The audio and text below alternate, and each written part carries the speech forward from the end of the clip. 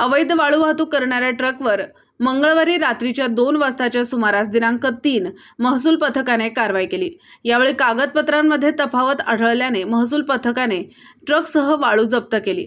तहसीलदार कार्यालयाच्या आवारात ट्रक लावण्यात आला असून तालुक्यातील अवैध वाळू वाहतुकीला आळा बसावा यासाठी तहसीलदार उत्तम निलावाड यांच्या मार्गदर्शनाखाली पथक तयार करण्यात आले आहे।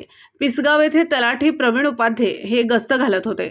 यावेळी माल वाहतूक करणारा ट्रक क्रमांक MH29 BE 7171 तपासाला असता वाळू वाहतूक होत असल्याचे आढळून आले। यावेळी वाहन चालक याच्याकडे कागदपत्रांची चौकशी करण्यात आली। कागदपत्रांमध्ये तफावत आढळल्याने पथकाने वाळूसह ट्रक ताब्यात घेऊन कारवाई केली। ही कारवाई तलाठी प्रवीण उपाध्ये व वाहन चालक विजय कन्नाके यांनी केली।